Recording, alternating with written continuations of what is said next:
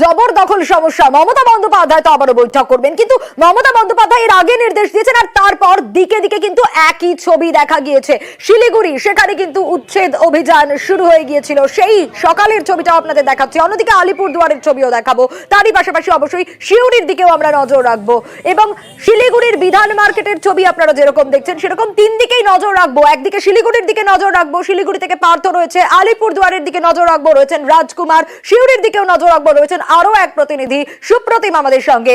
শুরুতেই শিলিগুড়ির দিকে একটু নজর রাখি। বিধান মার্কেটের যে ছবিটা আমরা আপনাদের দেখাচ্ছিলাম, পার্থ রয়েছেন আমাদের সঙ্গে। পার্থ, জবরদখল সমস্যা মমতা বন্দ্যোপাধ্যায় আবারও বৈঠক করবেন, কিন্তু এর আগে যে উচ্ছেদ অভিযানগুলো আমরা দেখছি সেই ছবিটা জানতে চাইবো।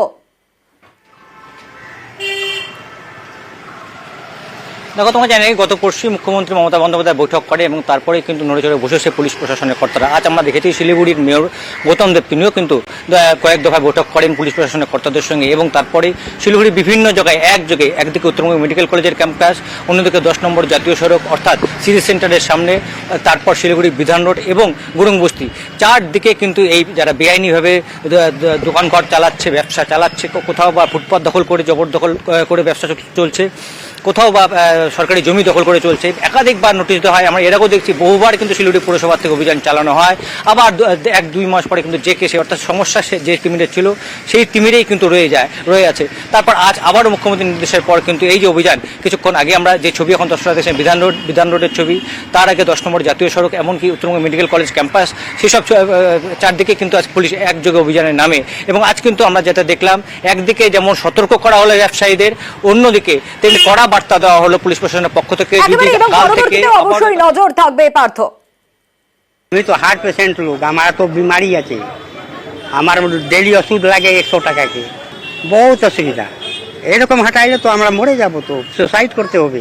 আমাদের তো হোল্ডিং নাম্বারের দোকান, আমাদের তো বাইরের দোকান না, আর আমাদের দোকান তো এখানে ছিল না, আমাদের দোকান তো আরো আগের থেকে ছিল, আমাদের তো রোডের উপরে ছিল, আস্তে আস্তে ভাঙতে ভাঙতে রোড ড্রেনের উপরে উঠিয়ে দিয়েছে। সেটা তো আমাদের ইয়ে না, বলে গেল শুনলাম। খুবই ভালো কাজ হচ্ছে, কারণ বিধান রোডের যে শিলিগুড়িতে যে যে গাড়ি বেড়েছে, রোড কিন্তু বাড়েনি।